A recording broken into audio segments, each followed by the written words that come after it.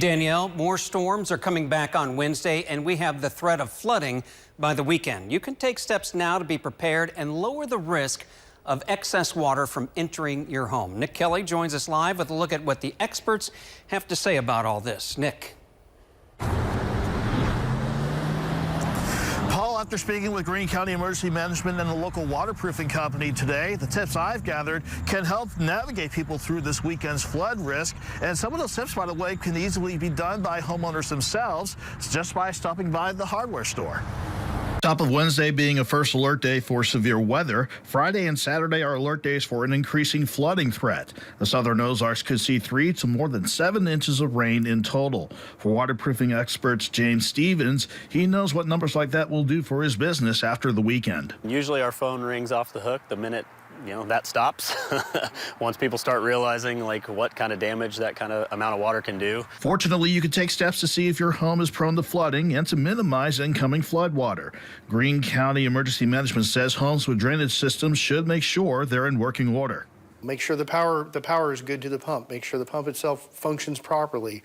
Make sure that the drain for the pump is properly ported to the outside so that it drains away from the residents. Pumping system or not, other simple steps can be taken. Stevens says homeowners can install window wells around basement windows, change the grading of the soil so water can drain away from their home, and address your gutters. Extending them to make sure that they're not just pulling up next to the foundation, and then making sure they're flowing properly so they can't have a bunch of leaves and sticks in them.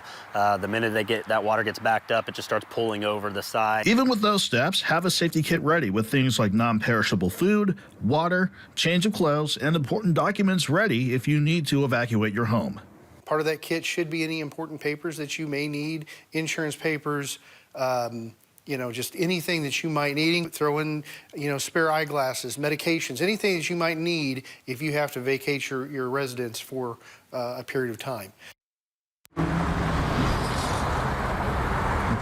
Now, part of planning is also making sure that you, again, have ways to make sure you get any flood warnings if they come our way by this weekend. You can do that by grabbing your trusty NOAA weather radio with battery backup ready to go. And, of course, the free KY3, our first alert weather app. That way you can catch up with our forecast anytime and to stay ahead of the flooding threat this weekend.